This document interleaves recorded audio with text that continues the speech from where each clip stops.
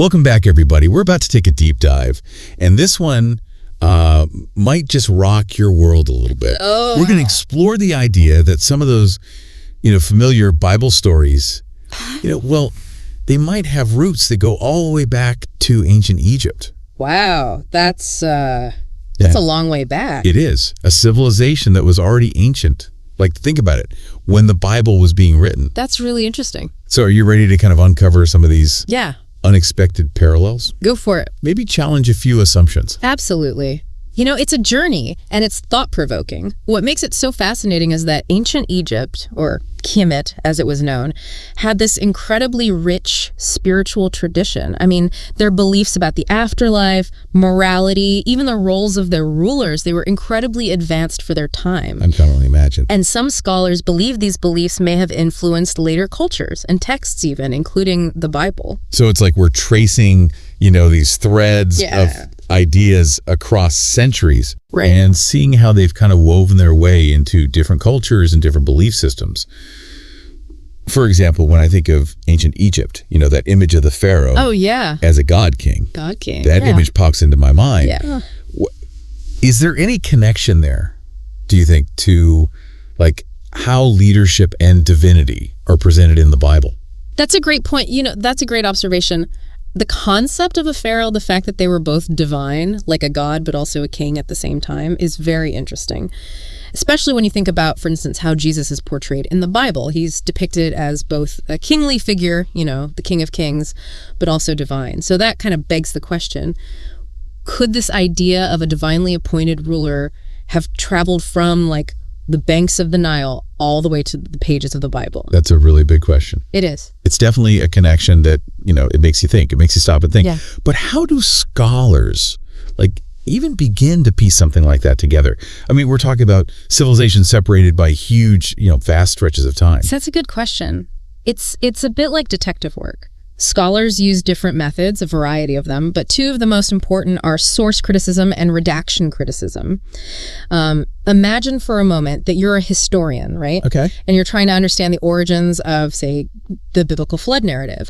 Now, we know there are similar flood stories in other ancient cultures, like the Epic of Gilgamesh, for example, from Mesopotamia. Okay, yeah. So source criticism would involve comparing those different accounts, looking for overlaps, maybe in the plot, specific details, or even the language that's used. By doing this, scholars try to identify potential influences, or maybe even like shared origins. So it's like comparing different versions of the same story, right? Yeah.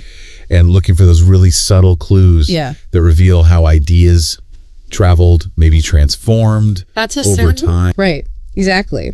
And then you've got redaction criticism. And redaction criticism focuses on how these texts, how they were edited, how they were shaped over time. It's like understanding how a director might take a screenplay and adapt it to fit their vision. Right. Scholars will look for any changes, omissions, things like that might have been made to kind of align the text with, say, specific theological viewpoints or cultural viewpoints. For example, were there any Egyptian motifs that got incorporated into that biblical flood narrative? Or were any details changed or removed even to fit the beliefs of, say, the editors? It sounds like you're putting together like a puzzle, but instead of those cardboard pieces, you're working with these ancient scrolls. Right. And these like fragments of stories. Exactly. Yeah, it's a great way to put it. It is a fascinating process. But it's really important to remember it's not about finding like a definitive answer. Right. There's always room for debate and interpretation, especially when you're talking about ancient texts. That makes sense. Yeah. So we've got these parallels, right, between Egyptian beliefs and the Bible. But how did these ideas actually like travel? Were ancient Egyptians just, like sharing their spiritual beliefs with the people who were writing the Bible? Well, that's where the idea of cultural exchange becomes really crucial. We have to keep in mind that the ancient world wasn't this static place, right? Yeah. You had people, ideas, goods. They were constantly moving, flowing between all these different regions. So merchants, soldiers, scholars, they were traveling vast distances, and they weren't just carrying material goods with them. They were carrying stories, beliefs, cultural practices. So it's not that hard to imagine how Egyptian ideas might have seeped into, other cultures, right, just through these everyday interactions. Almost like how trends spread today, right? Like on social media, 1 minute it's a dance craze in one corner of the internet, and the next, like, everybody's doing it. Yeah, exactly. That's a great analogy. Think about how, like, if you move to a new city, how easily you might absorb, you know, the slang or even the accent without even realizing it. Right. So cultural exchange in the ancient world, it could have been just as subtle and pervasive. And that leads us to a fascinating concept, which is known as syncretism. Syncretism. I think we need to unpack that a little bit. Yes, we do. Syncretism describes this blending of different religious and cultural traditions. It's a natural process. It happens when you have different cultures coming into contact, and people tend to adapt and blend beliefs and practices. They create these new hybrid forms of expression. So Hellenistic Egypt, for example, this was the period after Alexander the Great's conquests. Right. It was a true melting pot of, you know, Egyptian, Greek, and later, you know, Jewish and Christian elements. So all these different cultural and religious threads, they're all woven together to create something new. So it's like trying to, like, untangle a beautifully knotted tapestry. Each thread represents a different cultural influence, and they're all woven together to make this complex and intricate whole.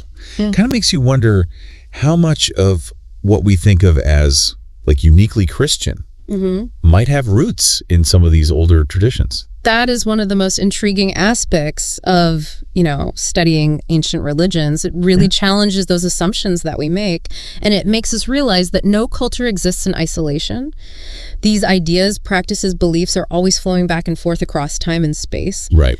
And they're influencing and shaping each other. It's dynamic. Yeah. In fascinating ways. So how do we approach interpreting the Bible in light of all of this? Because it sounds like a really daunting task. Yeah. To kind of sift through all these centuries of cultural exchange. Right. And to pinpoint these subtle influences. It's complex. Yeah. But that's where those scholarly methods we were talking about earlier, like source criticism, redaction criticism, that's where they become really crucial. Yeah. Because they give us tools to analyze these texts, compare different versions, and really try to trace, like, the evolution of ideas. But we're going back to that historical detective analogy, right? We're using these methods, these tools, to uncover these clues and piece together a clearer picture of how this ancient Egyptian spirituality might have, you know, left its mark. On the Bible. On the Bible. Precisely. And while we might never have all the pieces of the puzzle, the process of exploration and discovery is really what makes it so rewarding. I completely agree. It's less about, like, finding those definitive answers and more about embracing the mystery and the complexity of all these ancient connections. I agree. Speaking of exploring further, are there any specific examples of these potential influences that we can kind of dive into? Because I bet our listeners are ready for those aha moments. Let's get to it. Let's move on to some specific examples of how these Egyptian ideas might have found their way into the Bible. For instance, one of the most compelling parallels is this potential influence of Egyptian creation myths on the biblical creation account in Genesis. Oh, okay. Now that's where it gets really interesting. I remember learning about the Egyptian god Adam in school. Wasn't he involved in their creation story? Yes. Okay, tell me more. He was considered a self-created god, and wow. Yeah, and he emerged from the primordial waters of Nun. From water? From water. And from there, he brought forth the other gods and eventually the world as we know it. Wow. So we've got this Egyptian god bringing order out of chaos. How does that connect to the Genesis story? They seem like pretty different traditions to me. They do, on the surface. But if we look a little bit closer, there are some intriguing parallels. For instance, the book of Genesis describes creation as starting from the state of formless and void, where darkness is covering the deep. Now, this primal state actually echoes that Egyptian concept of Nun, the primordial waters that everything emerged from. So both creation stories share this idea of, like, a formless, chaotic beginning. Right. Before order is established. It's almost like two different cultures, right? They're trying to grapple with that same fundamental question. Right. How did something come from nothing? Yeah. And the parallels don't stop there. Both narratives describe creation as unfolding in stages. You have light that's established first, then a separation of waters, and finally you have this emergence of land and vegetation. While the specifics and the roles of the divine differ between the two stories, that basic structural similarity is hard to ignore. It makes you wonder if there's a common thread of, like, human experience woven into these ancient creation stories. A shared desire to understand our place in the cosmos. But let's kind of shift gears for a moment. We were talking earlier about that concept of divine kingship, where the pharaoh is both God and king. Are there specific examples in the Bible where that parallel becomes even more clear? Oh, yeah. There are definitely some striking examples, especially when you look at, for instance, the titles used to describe Jesus in the New Testament. Phrases like, for example, King of Kings and Lord of Lords. Those immediately come to mind. Oh, yeah. These titles, they carry a real sense of like supreme authority, very much like the way the pharaohs were viewed in ancient Egypt. So it suggests a possible transmission of ideas, culturally, where this notion of a divinely appointed ruler was adopted and reinterpreted in this Christian context. It's almost like the language itself is echoing these ancient traditions, It really is. Like it's carrying them forward in time.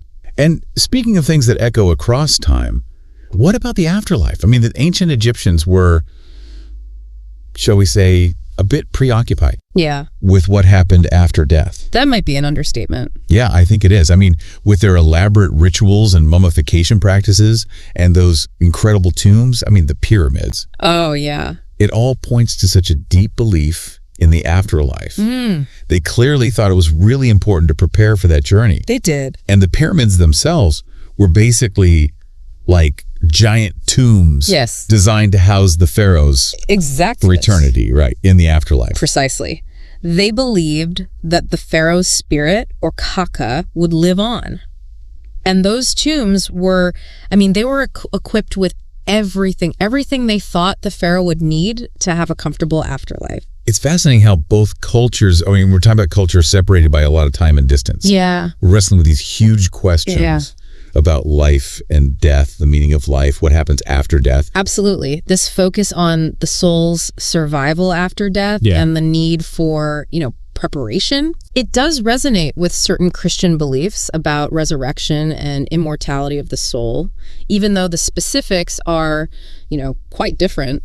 Are there any other parallels that are really intriguing that scholars have uncovered? One area that's generated a lot of discussion is this potential influence of Egyptian rituals and practices on Christian sacraments. Oh, really? Yeah. For example, some scholars draw parallels between baptism and the ancient Egyptian purification rites. Baptism, really? That's such a central ritual in Christianity. How could it possibly be linked to ancient Egypt? Well, it's all about the symbolism.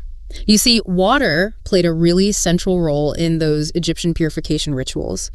Priests would use water to cleanse themselves and the temples. They believed it had this power to remove spiritual impurities. So it's about spiritual cleansing, renewal in both traditions. Absolutely. And this emphasis on ritual cleansing, using water, it resonates with the symbolic meaning of baptism in Christianity, where water represents washing away sin. And spiritual rebirth. Okay. So while the theological frameworks, they differ, that shared use of water, and the concept of purification through ritual are very striking. These connections are, they're just mind-blowing. They're fascinating. I feel like we're only scratching the surface of something so much deeper. But with all this mixing and mingling of cultures, how can we be sure about any of these influences? You've hit on a crucial point.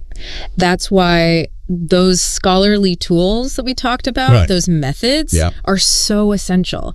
So source criticism and redaction criticism, they help us analyze the texts. They help us compare different versions and really try to trace the evolution of ideas, even amidst these really complex cultural exchanges. So we go back to that detective analogy. Yes. It's like using these methods to sift through all that evidence and to piece together a story of how these ancient ideas traveled and transformed over time. Exactly. Can you give us a specific example of how scholars are using these methods? Sure. Let's go back to that flood narrative that we were talking about before. Now, we know that the story of this great flood, it appears in both the Bible and those ancient Egyptian texts. So source criticism would involve a very careful comparison of these accounts, looking for, what's similar, what's different, looking at the plot details, the characters involved, even the language that's used. Are there shared motifs? Are there recurring themes? Any subtle clues that maybe one story influenced the other. So it's about looking for those like fingerprints, those telltale signs that there's a connection. Yeah. Even if it's buried under all these layers of cultural adaptation and reinterpretation. Exactly. And then redaction criticism comes in. And that involves analyzing how that biblical flood narrative was edited and shaped over time. For instance, were there any Egyptian motifs or ideas incorporated into the story? Were any details modified or omitted to align with, let's say, the theological perspective of those biblical editors? So it's about understanding how the narrative evolved and what those changes tell us about the cultural influences that were happening at play. It sounds like a fascinating process. Like you're peeling back the layers of history. It is. And interpretation. It is. Trying to understand the journey that these stories have taken. Absolutely. And it reminds us that the Bible, it's not this monolithic, static text, right? Right. It's a living document. Yeah. And it's been interpreted and reinterpreted throughout history. It reflects the cultural and intellectual currents of each era. It's incredible to think that a text that's so central to Western civilization absolutely might have been shaped, at least in part, by the beliefs and practices. It's a possibility. Of a civilization as like ancient and as enigmatic as Egypt. It really is. It challenges those traditional boundaries, those boxes that we tend to put around history and culture. I love that. Absolutely. Yeah. And it underscores the interconnectedness of the human experience. You know, the past is never truly past. It continues to shape our present in ways we might not even realize. This deep dive has really opened my eyes to the complexity of the Bible and its origins. And it's really made me realize there's always more to learn. Always more layers to uncover. Right. More connections to explore. It's a journey. It is. And speaking of journeys, we've covered a lot of ground in this deep dive. Yeah. Perhaps it's time to pause for a moment, gather our thoughts, and prepare for the final leg of our exploration. I think that's a great idea. Let's take a little break and we'll be right back. Sounds good. Welcome back to our deep dives, where we're exploring these mind-blowing connections between ancient Egypt and the Bible. It's a fascinating journey, isn't it? It is.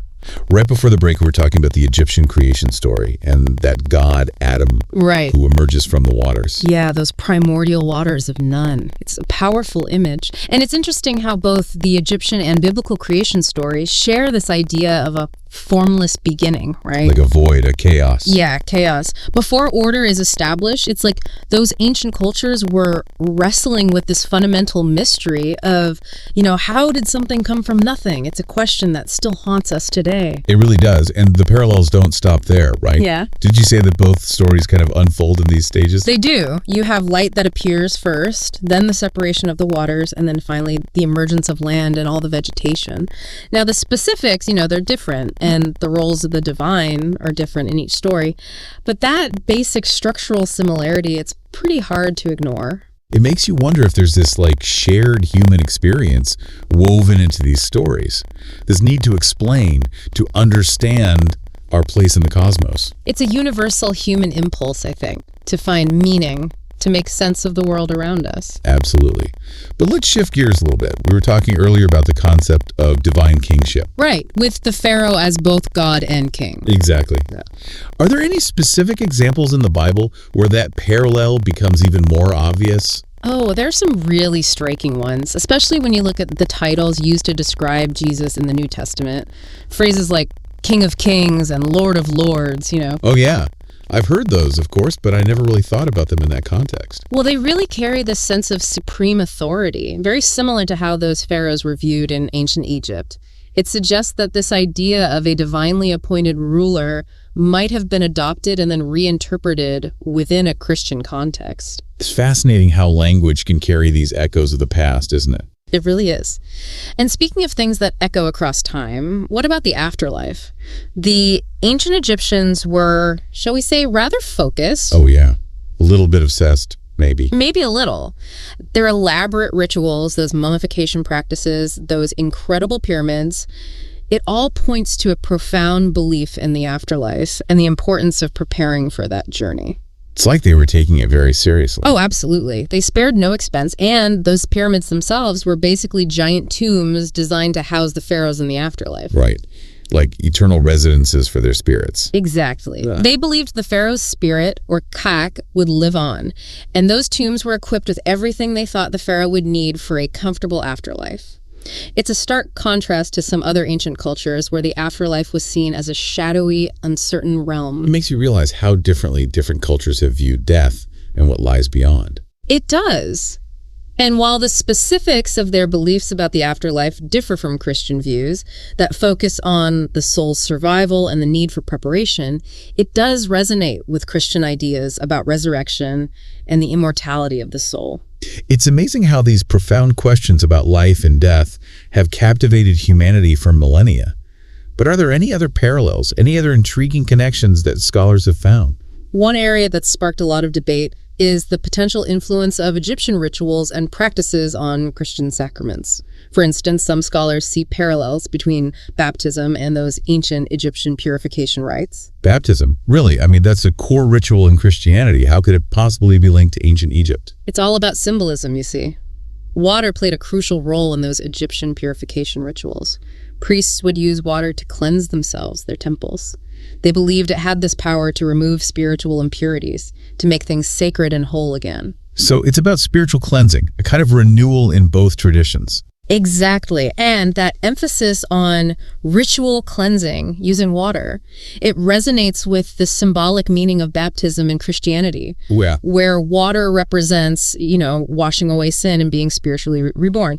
Now, obviously, the theological frameworks are different. Of course, yeah. But that shared use of water and that idea of purification through ritual is striking, wouldn't you say? It is. It really is. But with all this cultural mixing and mingling that was happening in the ancient world, right. How can we be certain about any of these influences?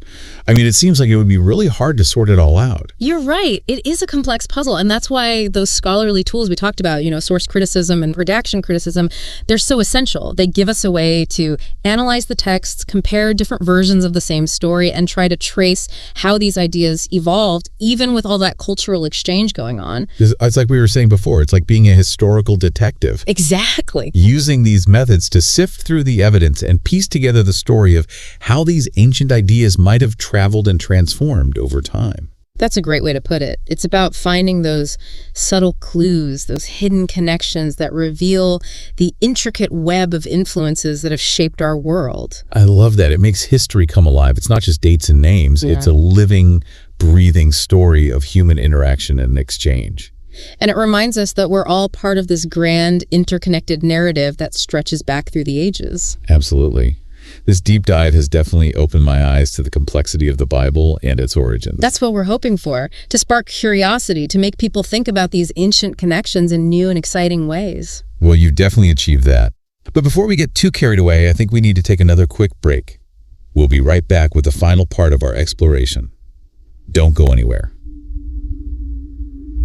And we're back, diving deeper into those fascinating links between ancient Egypt and the Bible. It's quite a journey, isn't it? Unraveling these threads of history and spirituality. It is. Right before the break, we were talking about how the ancient world wasn't just these isolated pockets of civilization. Oh, absolutely not. It was all about connection and movement. Yeah, it was dynamic. Think about it.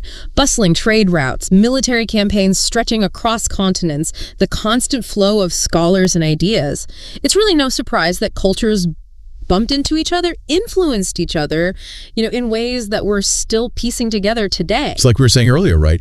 Ideas could travel and transform just as easily as any goods or services. Exactly. It makes you realize how dynamic and interconnected the ancient world really was. And this constant exchange of ideas, it brings us back to that idea of syncretism. Yeah, syncretism. That's a big word. Can you remind us what that means again? Basically, it's the blending of different religious and cultural traditions. It's what happens when different cultures come into contact. It's only natural, right? People start to adapt, blend beliefs and practices. They create new hybrid forms of expression. So it's like a cultural fusion, a mixing and matching of different beliefs. Precisely. And a perfect example of this is Hellenistic Egypt, the period after Alexander the Great. That was a true melting pot. You had Egyptian, Greek, Jewish, even early Christian elements all swirling together. It's like a giant cultural kaleidoscope. All these different colors and patterns blending and shifting. It's a beautiful image. Yeah. But it does make it harder to trace those clear lines of influence, doesn't it? It does. So even with all that mixing and mingling, can we still use those scholarly tools we've been talking about to, look for clues and figure out how ancient Egyptian beliefs might have shaped the Bible? Absolutely. That's where source criticism and redaction criticism become even more important. They give us a way to analyze the texts, compare different versions, and tease out those subtle threads of influence, even amidst that complex web of cultural exchange. So it's like we said before, it's like being those forensic investigators on TV. Exactly. They use science, careful observation to find those tiny traces of evidence, even in the most complicated crime scenes. And scholars are doing something similar with these ancient texts. Precisely. It reminds us that history isn't always black and white. Yeah, it's more like shades of gray, with layers upon layers of influence and interpretation. That's what makes studying history and religion so fascinating. There's always something new to discover, something that challenges what we thought we knew. As we wrap up this deep dive, what are some key things you hope our listeners take away from this conversation?